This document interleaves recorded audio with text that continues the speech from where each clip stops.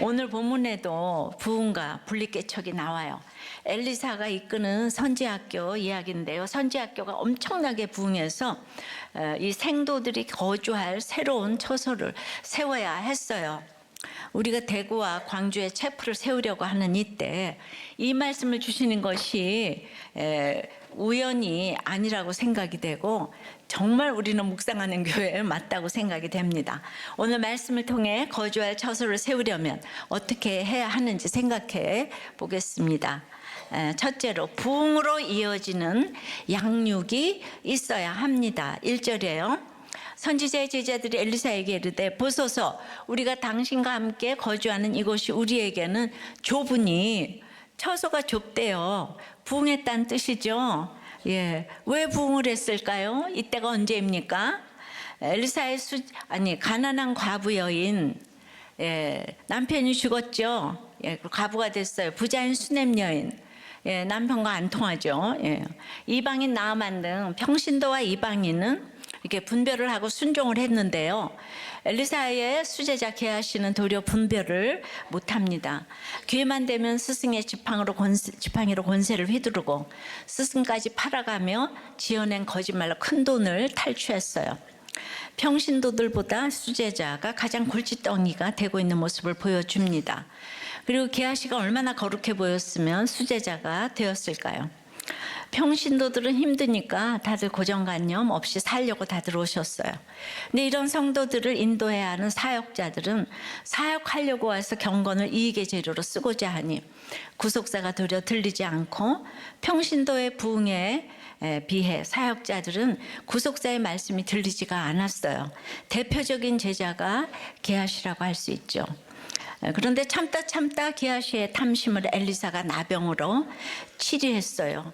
그랬더니 도리어 이 공동체가 지금 부흥을 하는 이상한 일이 일어났다는 거예요. 게하시를 치리하지 않고 덮고 갔다면 그 당시는 지나갔겠지만 이 공동체에는 부흥은 없고 분열이 기다리고 있었을 거예요.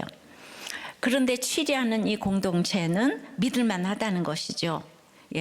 우리도 치리를 하는 교회지요. 평신도 사역자 모두 치리를 해왔습니다.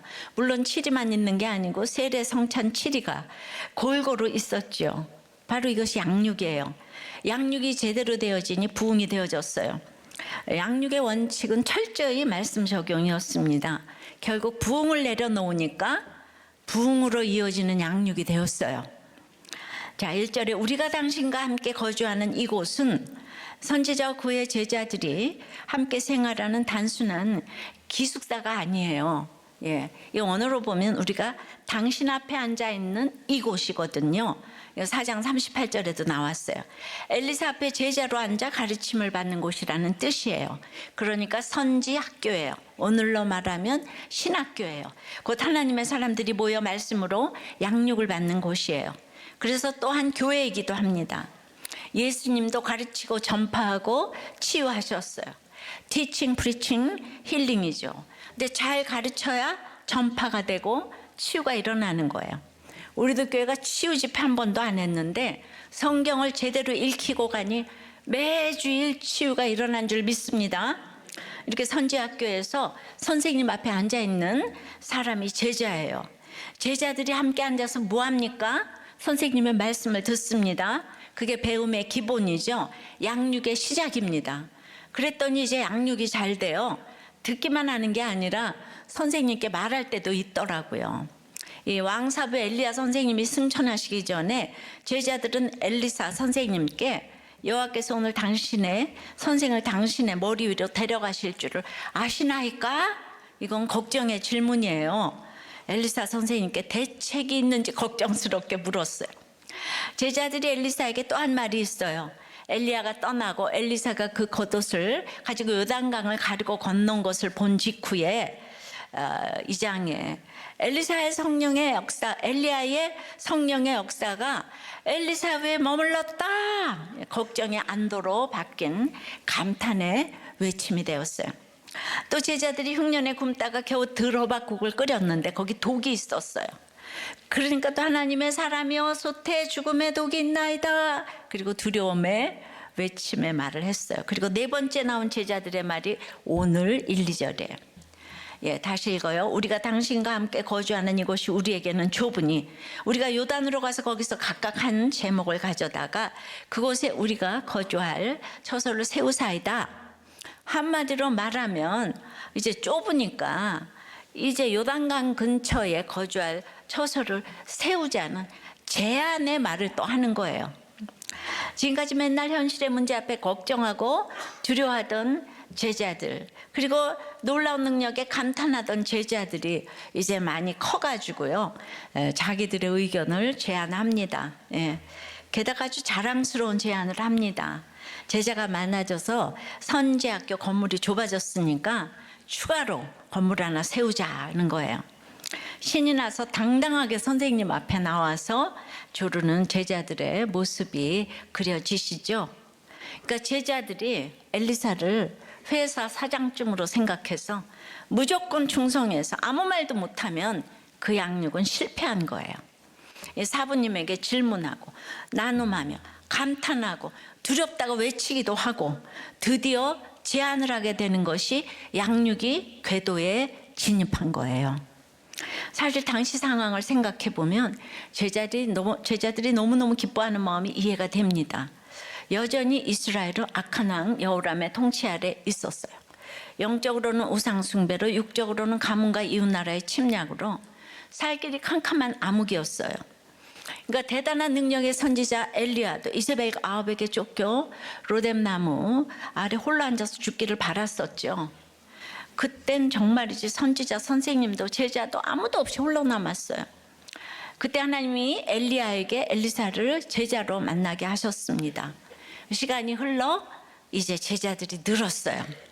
베델과 여리고 등지에 모여 선지학교 공동체 생활을 하게 되었습니다. 하지만 아무리 엘리야에서 엘리사로 승계가 이루어져도 여전히 같이 믿는다고 하면서도 여기 엘리사 공동체는 여전히 사회적으로 소수였고 비주류였습니다. 하나님을 배척하는 왕이 다스리는 이스라엘에서 왕따였기 때문에 여전히 생존 자체가 문제인 공동체였어요. 그런데 이런 암흑기에도 엘리야는 끝까지 목숨을 걸고 사역했고요. 후계자 엘리사도 스승 못지않게 전국을 누비면서 최선을 다해 사역을 했죠. 여호와의 손을 힘입어 메마른 개천에서 물이 나오게 하고 기름 한 그릇에 기적을 일으키고 수넴 여인에게 아들을 낳게 하며 그 아들이 죽자 다시 살리고 독이 든 죽을 해독하고 적국 장수 나아만의 나병을 고치는 등 그야말로 경천동지할 능력으로 하나님의 말씀을 계속 전했습니다. 그 열매가 이제 게하시의 치리와 맞물려 여지껏 생존이 걱정이던 선지생도 공동체에 부흥이 일어났습니다. 부흥도 그냥 부흥이 아니고요. 그냥 이 거주하는 처소로는 다 수용할 수 없을 만큼 학생들이 몰려드는 대단한 부흥이 일어났어요. 사실 공식적으로 기록된 신학교도 이미 2개가 있잖아요. 베델과 여리고에 있습니다. 그런데 2곳 모두 엘리사의 제자들이 모여있는 곳이니까 2개의 신학교가 아니라 1개 신학교의 2 캠퍼스, 2 채플입니다. 이름이 뭘까요? 오늘 본문 1, 2절에 제자들이 자기를 우리라고 말하는 게 4번이나 나오지요. 그러니까 우리들 신학교 하면 딱 맞지 않겠어요? 근데 성경은 늘 우리 편을 들어요.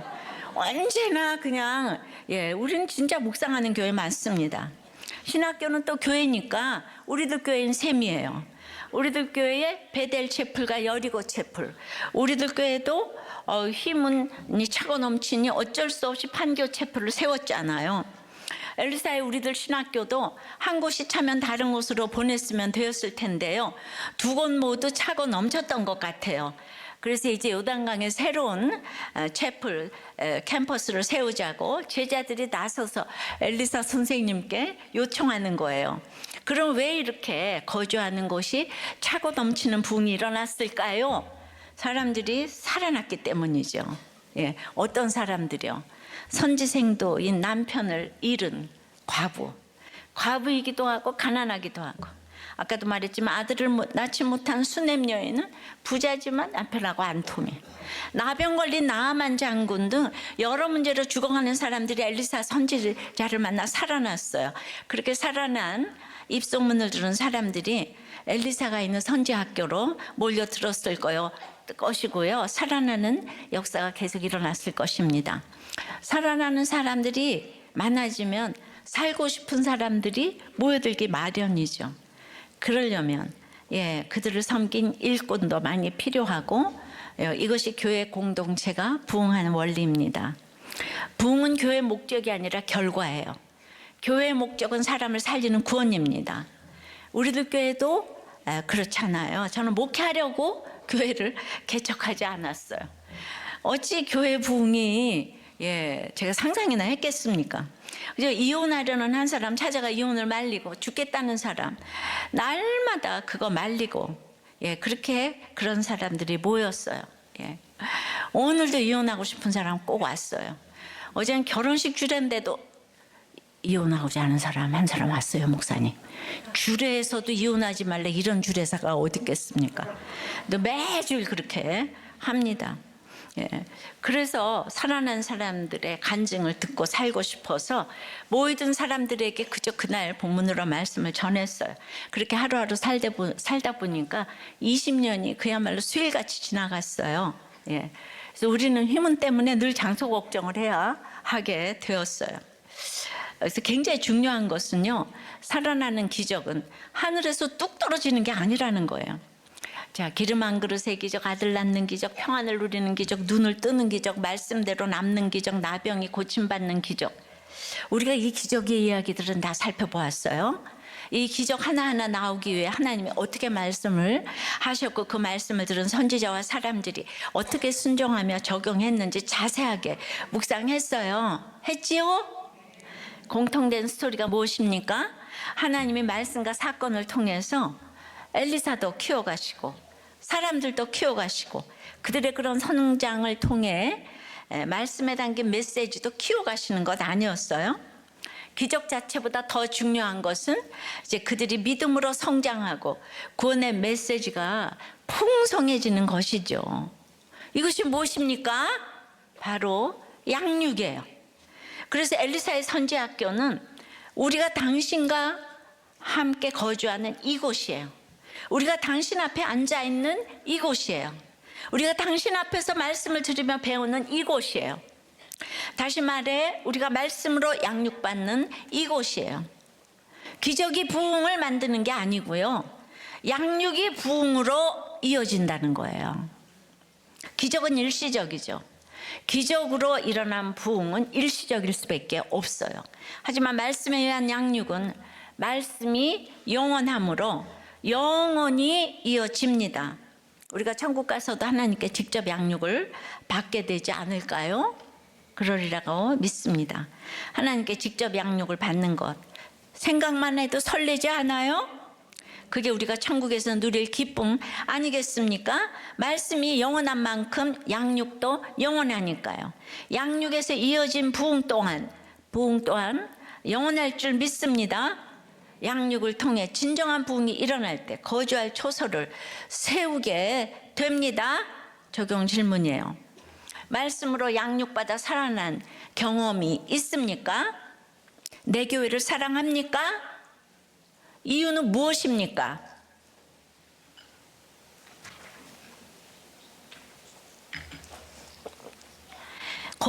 거주할 처소를 세우려면 양육을 통한 부흥이 일어나야 되고, 두 번째는 내 힘에 대한 신뢰가 떨어져야 돼요. 내 힘을 내려놔야 돼요. 2절부터 4절이에요. 우리가 요단으로 가서 거기서 각각 한 제목을 가져다가 그곳에 우리가 거주할 처소를 세우사이다 하니 엘리사가 이르되 가라 하는지라 그 하나가 이르되 청하건대 당신들 종들과 함께 하소서 하니 엘리사가 이르되 내가 가리라 하고 드디어 그들과 함께 가니라. 무리가 요단에 이르러 나무를 베더니 이제 전국적인 가뭄이 이어졌기 때문에 이제 성전 건축에 쓸만한 나무 구하기가 쉽지 않았던 것 같아요. 그래서 제자들은 그나마 목재를 구할 수 있는 요단강에 가서 나무를 베어 새롭게 우리가 거주할 처소를 세우자고 하죠. 아까 장대현 교회도 압록강에서 소나무 베어다가 지었다고 했잖아요. 대구 채풀은 낙동강, 광주 채풀은 영산강에서 나무 조각 하나 가져와야겠어요. 새로운 채풀을 세워야 할 정도로 부흥한 것을 누가 가장 기뻐했겠어요? 당연히 엘리사 아니겠습니까?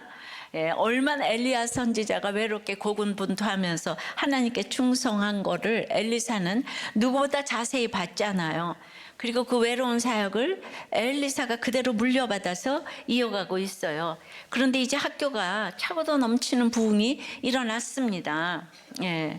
그러니까 새로운 처소를 세우자는 제자들의 제안에 고민하지 않고 가라고 허락합니다. 그런데 가라는 엘리사 이 선생님의 허락을 들은 그들은 자기들끼리 가지 않겠다는 거예요. 당신도 종들과 함께 하소서, 결단을 내리시고 종들과 함께 가소서, 막 매우 강력한 요청을 표현합니다. 선생님이 함께 가지 않으면 우리도 안 간다. 하나님의 사람 엘리사가 함께 하지 않으면 자기들의 계획이 아무리 좋고 유익해도 소용이 없다는 것을 이제 제자들이 알게 됐어요. 그럼 제자들이 양육이 좀 된 걸까요? 된 걸까요? 네. 아무튼 제자 한 명의 간청에 엘리사는 주저하지 않고 드디어 이제 내가 가리라 대답합니다. 그리고는 함께하는 우리 공동체가 되어서 모두 함께 요단강에 도착해서 학교 건축에 쓸 나무들을 베기 시작합니다. 모두가 각각 한 제목을 가져다가 처소를 짓겠다는 마음으로 열심을 냅니다. 잔뜩 기대에 차서 일을 시작하자마자 사건이 생겨요. 5절입니다. 한 사람이 나무를 벨 때에 새도끼가 물에 떨어진지라 이에 외쳐 이르되 아 내 주여, 내 죄인은 빌려온 거예요. 하나님, 이게 얼마나 대단한 새도끼인지 알아요. 이러는 거예요. 엘리사가 살던 때는 BC 9세기였는데 철기 시대 초기인 거예요. BC 11세기에는 그 이스라엘 왕국에 그 철로 된 무기 가진 사람이 사울하고 그의 아들 요나단밖에 없었다고 그래요. 우리가 블레셋 그 철수레 아시죠? 블레셋이 철기 문화를 이제 많이 선도했는데 그래가지고 그들은 대장간을 다 통제했다고 그래요. 무기 가지고 잘못될까. 바알을 섬기는 이세벨도 아마 대장간을 통제하고 무기를 만들지 못하게 했을 것 같아요. 오늘날로 하자면 새도끼는 최고급 전기톱일 뿐만 아니라 또 빌려준 사람도 그렇다면 신앙 고백으로 돕고자 한 것일 수가 있어요. 근데 다른 사람이 돌도끼로 한 그루를 겨우 벨 때, 청동도끼로는 2그루를 겨우 벨 때, 쇠도끼를 쓴 그 생돈을 막 10그루 수복으로 막 벨 수 있었을 거. 그 신나게 열심히 뱄어요. 너무 열심히 베다가 도끼머리가 자루에서 탁 빠져나갔어요. 근데 도끼머리가 날아가는 거는 사실 흔한 일이긴 합니다. 그러니 점검을 확실히 해야 되는데 그냥 너무 열심히 한 나머지 한 사람이 점검을 소홀히 한 거예요. 근데 불행 중 다행인 것은 날아가서 함께 일하던 사람을 맞췄을 수도 있는데 다행히 사람을 피해서 요단강에 떨어진 거예요. 가뭄이었지만 요단강에는 그때 물이 꽤 차 있었던 모양입니다. 들어가서 도끼머리 찾는 게 불가능해졌습니다. 이 사람은 갚을 돈도 없고 빌려준 사람에게도 은혜를 원수로 갚는 꼴이 되었고요. 선지자로서 사명을 접고 이제 어쩔 수 없이 남의 집 노예가 될 처지가 되었어요. 이 선지 생도에게 쇠도끼가 떨어진 사건, 인생이 떨어진 사건이었어. 아, 내 주여. 이런 신음과 탄식이 절로 나오는 아주 위기 상황이에요. 공정의 1단계인 벌목 과정에서부터 가장 중요하고 필요한 도구인 쇠도끼를 떨어뜨렸어요. 잃었어요. 이것만 할 수 있어. 이렇게 내 힘을 신뢰하게 해주는 귀한 도구가 떨어져서 쓸 수 없게 되었어요. 아니 선지학교 이 채플 세우는 감격스러운 일을 위해 지금 열심히 나무를 베고 있었잖아요. 손과 발이 아픈 것도 느끼지 못해요. 너무 신나고 기뻐가지고 도끼질을 열심히 하는데 얼마나 열심히 휘둘렀으면 도끼 머리가 빠졌겠어요. 하나님을 왜 이렇게 기쁨과 감사를 열심히 일하고 있다면 어때야 합니까? 일이 잘 술술 풀리도록 하나님이 도와주셔야 하는 것 아닙니까? 쇠도끼 능력치의 100%, 200%를 발휘해서 작업이 빨리 진행되고 건물이 설계보다 더 크고 튼튼하게 올라가도록 하나님이 책임져 주셔야 하는 것 아니에요? 예, 지금 교회 개척의 명분이 너무 확실한데, 헌신도 대단한데 시작부터 지금 무서운 위기가 왔습니다. 예, 이렇게 가장 의지하던 대상이 떨어지고 내 힘에 대한 신뢰가 떨어지는 일이 생기면 우리는 어떻게 합니까? 내 인생 망했다, 이제 끝이다. 배우자의 신뢰가 떨어지는 사건을 만나면 이혼해야 해 결심하고, 내 인생의 기반이 떨어져 무너져 내리는 사건이 생기면 다 죽어야 한다고 단정하는 것이 모든 인간이 누구에게 배우지 않아도 저절로 선택하게 되는 인생의 결말이에요. 선악 까먹고 맨날 내가 옳고 네가 틀렸기 때문에. 예. 이 모두 깊은 수렁에 빠져서 헤어나지 못하는 인간의 종말을 상징합니다. 다윗은 나는 설 곳이 없는 깊은 수렁에 빠지며 깊은 물에 들어가니 큰 물이 내게 넘치나이다. 시편 69편에 그렇게 고백을 해요. 그러니까 이제 항상 좋은 일에 막아 낀다는 얘기를 하잖아요. 사단이 역사한다. 한 명의 실수가 지금 전체를 좌우합니다. 그러니까 항상 한 사람이 중요한 거예요. 그러나 한 명의 믿음이 전체를 살리기도 합니다. 어떤 경우도 우리는 누구의 실수를 이루지 말고 전체를 살리는 그런 공동체의 사랑이 있어야 해요. 근데 하나님은 왜 이런 사건을 주실까요? 사람의 힘으로 지은 것은 결국 사람의 한계를 벗어나지 못해요. 목회 개척 사람을 의지하고 했다가는 금세 분열이 옵니다. 우리 힘으로는 우리가 안전하게 거주할 처소를 지을 수가 없어요. 우리 힘으로 기껏 짓고 나중에 잃어버리지 않게 하시기 위해서 하나님은 아예 처음부터 우리 힘을 팍 꺾는 거예요. 우리 힘에 대한 신뢰를 완전히 떨어뜨려서 기대도 하지 않게 만드세요. 이것이야말로 우리 생각을 뛰어넘는 하나님의 큰 사랑인 거예요. 우리보다 몇 수 늘 더 앞서 보시면서 우리에게 유익이 되도록 우리를 지키시고 인도해 주시는 사랑입니다. 어제 우리 초님이 설교 중에 나오셨던 그 목장의 한 목원이신 변호사님과 아내와 그 자녀의 그 갈등 중에 그냥 있었는데, 그만 그냥 아내가 이 3주 전에 교통사고를 내셨다는 거예요. 그런데 할머니가 돌아가셨다는 거예요. 쇠도끼가 그냥 날아갔어요. 진짜 망했다.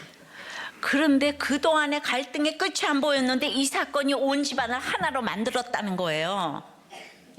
바로 이거예요. 그분은 그냥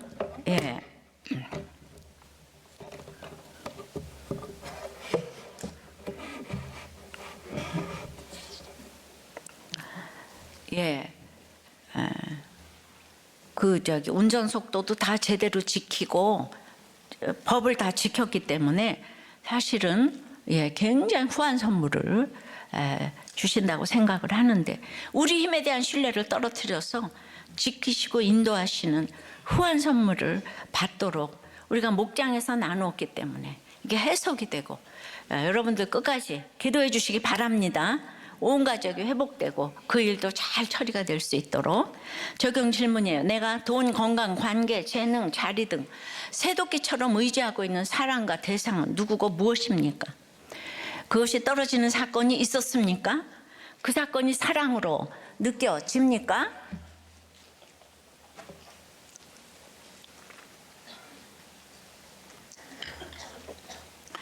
유아부 선생님의 이제 간증인데요.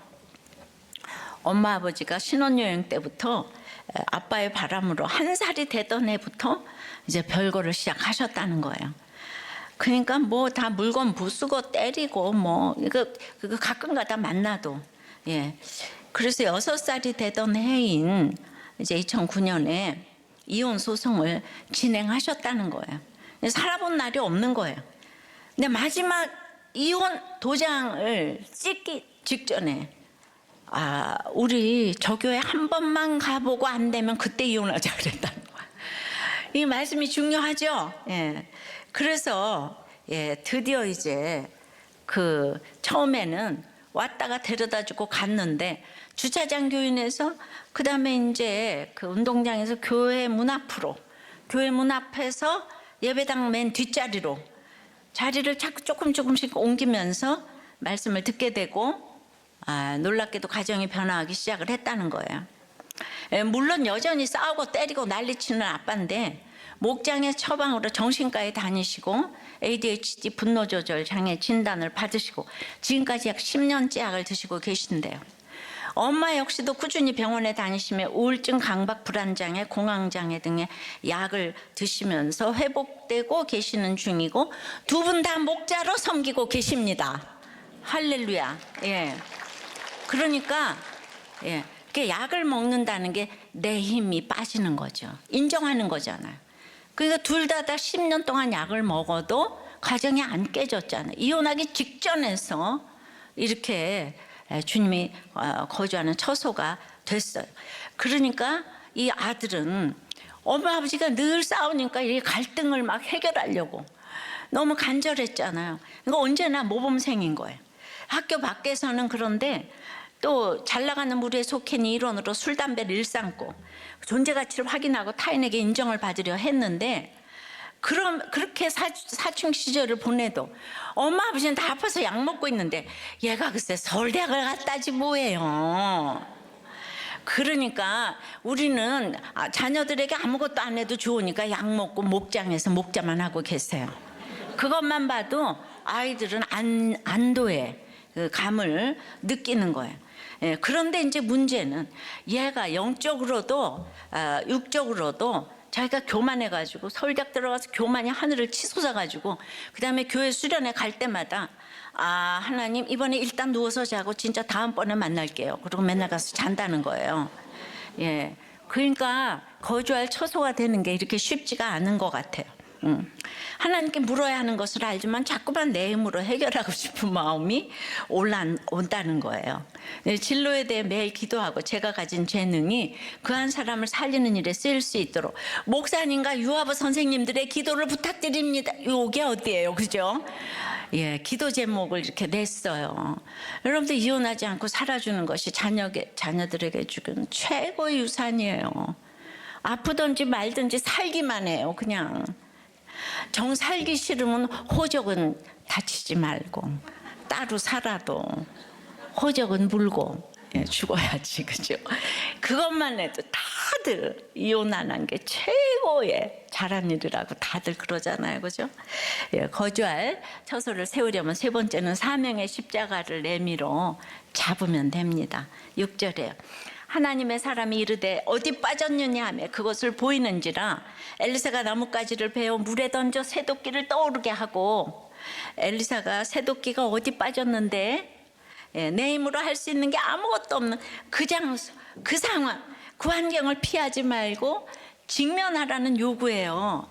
그것을 보이라고 하시는 거예요.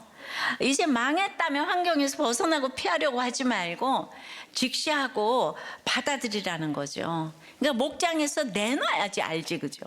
그걸 보이라는 거예요. 아무리 힘들어도 가만히 있으면 다 아파서 이 사람들 병들어서 죽잖아요, 그죠? 그리고 그냥 다 휘두르겠죠. 오죽하면 6년 동안 이렇게 날마다 싸웠겠어요. 말씀이 참 위대한 거예요. 그래서 이제 새도끼가 떨어진 장소를 딱 보여줬어요. 할 수 있는 게 없어. 그냥 솔직하게 내 얘기를 하는 거예요. 근데 이상한 행동을 하죠, 엘리사가. 나뭇가지를 베어 물에 던져요.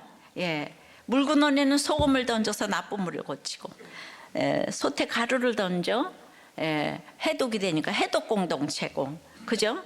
나뭇가지를 불에 던져 깊이 가라앉은 새도끼를 떠오르게 합니다. 지금 아무리 무거운 새도끼가 없어지고 가라앉았어도 나뭇가지를 넣으니까 떠올랐잖아요. 예.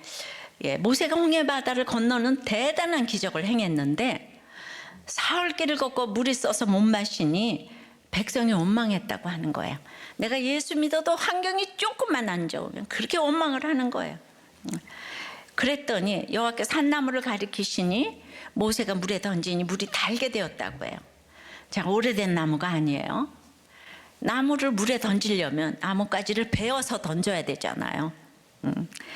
그러니까 우리가 일상에서 보는 것으로 일상에서 십자가를 던지면 쓴물도 달아지고 새도끼도 떠오르게 된다는 것입니다. 초대교회 교우들도 이 장면에서 예수님의 십자가를 생각했다고 해요. 저는 병원에서 문박 출입을 못할 때 날마다 나는 나가지도 못하고 돈도 안 주고 안 되고만 부르짖다가 제가 이 출애굽기 본문을 묵상하면서 그러면 내 주에 나뭇가지를 넣는 게 무엇일까 생각하다가 그렇게 아니 우리 병원에서 전도를 하면 되지 그 생각이 안 떠올랐어요. 그 산모들에게 들어가서 열심히 전도를 했어요. 예, 그 당시 산모들은 딸만 낳으면 슬퍼서 아이고 곡성을 내요. 예. 그 병실에 들어가면 산모가 밥도 안 먹는 거예요. 그래서 그때 제가 들어가서 위로하고 내가 딸 부잣집 막내 딸이다 하면서 간증과 전도를 하는 거죠.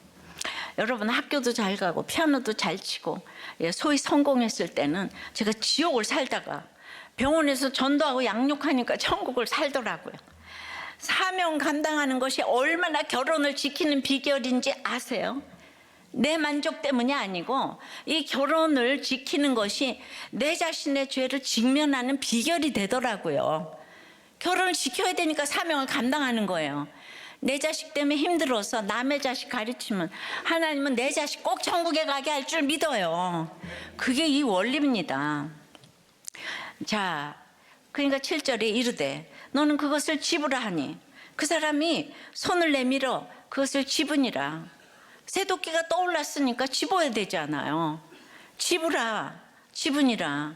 물에 뜬 쇳덩어리를 보고 그 선지생도 이게 꿈이야 생시야 그렇게 넋이 나갔을 그에게 너는 그걸 집으라, 들어 올리라.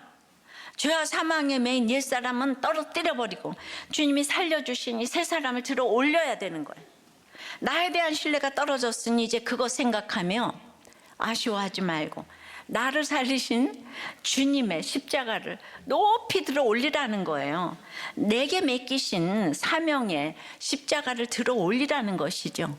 내 몫에 태인 십자가를 지라는 거예요.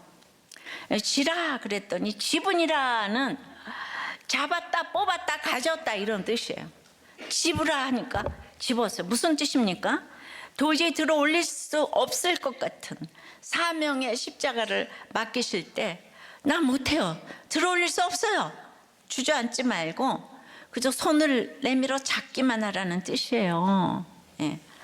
들어 올릴 힘은 없어도 손은 내밀 수가 있잖아요. 손 내밀어 잡을 수는 있잖아요. 뭘 하려는 게 아니에요. 내가 열심히 하다가 떨어뜨린 거, 내가 내 힘 믿고 덤비다가 실패한 거, 교만하게 나대다가 넘어진 거, 그런 것들이 내 눈앞에 다시 떠오르면은 우리는 상처 이러면서 다 도망가고 싶잖아요. 그런데 도망가려는 것은 여전히 내 힘이 남아있다는 거예요. 내가 의지하던 새도끼가 완전히 떨어졌으면 도망갈 엄두도 내지 못하는 게 맞아요. 예, 이 사람이 어디로 도망가겠어요? 근데 우린 그렇게 이혼으로 어디 해외로 멀리 이 환경으로 자꾸 피하고 싶어 하는데 이제 그러면 안 되는 거예요. 예. 피하고 싶은 사명 다시 보여주시면서 집으라 들어 올리라고 말씀하실 때 믿음으로 손을 내밀어 잡기만 하면 되는 것입니다. 사명의 십자가를 손 내밀어 잡는 게 무엇입니까? 순종입니다. 사명을 맡기실 때 거부하지 말고 순종하며 받는 것이 손 내밀어 잡는 거예요. 연말 연시에 여러분들에게 또 사명이 가고 직분이 갈 때, 예. 그러면 하나님이 하나님의 능력으로 높이 높이 들어 올려 주실 줄을 믿습니다. 이렇게 날마다 그 거주하실 처소가 되려면은 우리들 교회의 정체성은 늘 가정이잖아요. 어떤 설교를 해도 교회가 부흥돼야 된다 이게 아니고 오늘 가정에 대한 설교를 한 줄도 안 한 적이 없어요. 한 줄도 안 한 적이 없어요. 근데 교회가 부흥이 됐잖아요. 교회 부흥, 그건 진짜 저하고 관련이 없는 일이었어요. 초등학교 3학년, 6학년 아이 집을 이제 신방 갔다 온 보고를 받았는데요. 그러니까 이제 어떤 그 정신과 검사 결과로 인해서 그 양육태 태도에 대한 문제로 인해서 이제 신방을 다녀오신 사역자가 근데 이 남편 집사님은 우리들 교회가 어떤 틀에 가두는 것 같아 힘들다고 하시면서 안 나오신다는 거예요. 근데 이 아내 집사는 무기력 우울증에 아내의 자리, 엄마의 자리를 전혀 지키지 못하고 계셨는데 그래도 이 아내의 간절한 한 가지 소원은 남편이 부부목장 나가는 거래요. 2시간 동안 신방을 했는데 남편이 너무 이제 우리들 교회가 싫다, 힘들다. 그래서 이제 다 실패한 줄 알았는데 마지막 기도 제목을 나누는 과정 속에서 이 초등학교 6학년 아들이 아빠가 부부목장 나가서 자신이 부부목장 간식 먹는 것이 소원이라고. 야, 우리 초등학교 애들도 대단해요. 정말 대단해요. 그랬더니만 다음날 아침에 남편이 아내에게 아내의 자리, 엄마의 자리를 지켜야 할 이 3가지 원칙을 조건부로 제시하고 이를 어길 시에는 절대 부부목장에 안 나가겠다고. 그래서 아내 집사님이 적용으로 아침밥, 빨래 등을 잘하며 지금 지켜나가고 있다는 거예요. 할렐루야. 이런 일들이 정말 각 곳에서 한국교회 전체에서 세계적으로 가정을 살리는 교회가 돼야 되지 않을까요? 이렇게 우리들 교회는 시작부터 교회 자체의 생존이나 부흥이 목적이 아니었고 오직 말씀 묵상과 가정중수 운동으로 한 사람 한 가정 살리는 게 목적이었어요. 우리들 교회 프로그램 아무것도 없어요. 그런데 하나님이 시대적 뜻이 있으셔서 큰 부흥을 주셨습니다. 분리개척을 해도 정말 너무나 하고도 넘칠 부흥이었어요. 하지만 말씀 묵상이 행여 오해와 방해를 받을까봐 지금까지 20년 동안 지교회에 또 세우거나 분리개척을 하지 않았습니다. 그러나 우리들 교회 부흥을 위한 부흥회나 행사는 하지 않았어요. 오직 큐티 무브먼트가 널리 전해져 그 한 사람 살리는 물결로 이어지기를 바라며 한국교회 목회자들을 섬겼죠. 여러분의 헌신과 섬김으로 띵크 목회 세미나를 10년 동안 열었는데요. 그러니까 교인 부흥회는 한 적이 없고 목회자 부흥회를 1년에 2번씩 이 엄청난 섬김이에요. 매번 섬길 때마다 말씀이 들려 반응하는 그 한 목회자 한 교회가 나오기를 기도하면서 아낌없이 나눠주고 여러분의 헌신으로 지금까지 오고 있어요. 이제 곳곳에서 열매가 나오기 시작했습니다. 말씀 묵상 운동의 동력자가 되신 여러 목사님들을 우리가 강단에서도 지금 계속 보고 있지요. 다음 세대에 이제 대안이 될 줄 믿어요. 하지만 이렇게만 하기에는 너무 더디네요. 제가 20년을 한국교회의 눈치를 보면서 이 운동이 일어나기를 바라는데 반면 시대는 너무도 빠르게 하나님으로부터 멀어지고 있어요. 요새 판사들의 이혼 판결이 그렇게 많지 않습니까? 이혼 전문 변호사들이 나온 지 한참 되었고요. 가정을 해체하고 창조 질서를 부인하는 소용돌이가 너무도 급속도로 세지고 있습니다. 세속사적인 가치관의 태풍과 해일이 몰아닥쳐서 많은 영혼들과 많은 가정들을 흘러 떠내려가게 하고 있어요. 여러분 출산율이 0.7이에요. 출산율, 아기가 없으면 나라가 없고 예배는 어떻게 드려요? 지금 누구 눈치 볼 때가 아닌 거 있죠. 나라가 없어지게 생겼는데 집집마다 형제 자매 중에 이혼 안 한 사람이 거의 없을 지경이에요. 우리가 이 구속사 말씀의 방파제를 목회 세미나만 가지고 세우기에는 시간이 너무 촉박하다는 결론을 내렸습니다. 20년 동안 멀리 저 전라도와 경상도에서 이곳까지 매주 오가며 예배 처소에 거주하신 양쪽에 한 수백 분의 합쳐서 성도님들이 계세요. 이 희문이 교회 건물이 좋아서 오셨겠어요? 예, 다 여기 모이신 분들과 마찬가지로 살고자 오셨어요. 비투성이라도 살라고 오셨어요. 내가 그분들에게 목회자 한번 파송하면 교회가 되는데 이곳에 교회 개척하지 않기가 더 힘들었어요. 그러나 처음부터 개척했다면 그냥 우리들 교회 부흥으로 끝났을 거예요. 예, 20년을 기다렸어요. 이제 우리가 이분들에게 나뭇가지를 던져 떨어진 것이 다시 떠오르게 할 때가 되었다고 생각합니다. 특별히 대구와 강주에 제일 먼저 세우게 된 것은 가장 어려운 영호남 지역 감정의 본산지들이잖아요. 그리고 제가 계속 지역 감정 기도한 거 아시죠? 여기는 유입 인구가 거의 없어서 아주 배타적이고 목회의 불모지라고도 합니다. 예. 그러나 QTM이 같이 가서 그곳에 목장이 세워지고 영호남의 양육 훈련을 담당하기를 소원하는 마음이 있습니다. 또한 분립개척도 병행할 예정인데요. 구속사의 말씀 묵상 가정중수 운동이 들풀처럼 일어나야 되겠습니다. 오늘 주님이 말씀하세요. 말씀 묵상과 가정중수의 사명을 잡으라고 말씀하세요. 너무나 무거운 십자가죠. 세태를 볼 때는 불가능해 보이는 사명이에요. 그리고 그러나 또한 너무 귀한 사명의 십자가입니다. 저와 여러분을 살린 십자가예요. 이 십자가를 오늘 손을 내밀어 잡으라고 하세요. 이 마음으로 이 순종의 믿음으로 대구와 광주를 향해 손을 내밉시다.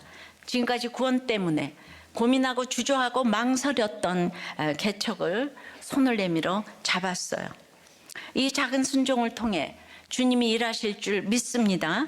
우린 연약하지만 만물을 붙드시는 능력의 주님이 우리에게 맡기신 십자가 지는 사명을 높이 들어 올리셔서 한 영혼 한 가정 구원하시는 기적을 대구와 강주에서도 이어가실 줄 믿습니다.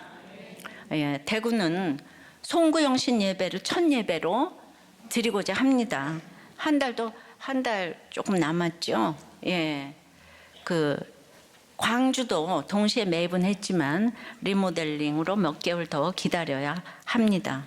다 같이 기도해 주시기 바라고, 여러분들이 멀리서 살려고 온 것뿐인데 얼마나 힘들면 그 먼 곳에서 20년을 오셨을까 생각하며, 그분들은 새도끼 잃어버렸다고 망연자실해 하고 있는 분들이기 때문에 20년을 사모하고 오셔도 건축 헌금하는 분은 아무도 안 계시더라고요.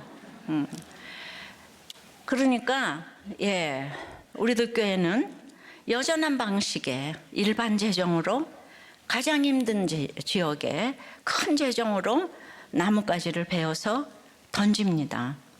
예, 교회 부흥을 위해서 가는 것이 아니고 가정 살리려고 가는 것임을 잊지 마시기 바랍니다.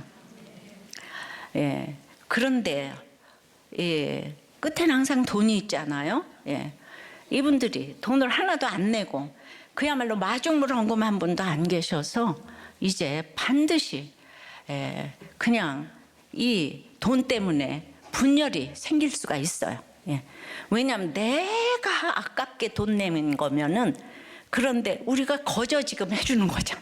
예, 그러면 이제 정말 분열이 나기가 딱 십상이에요.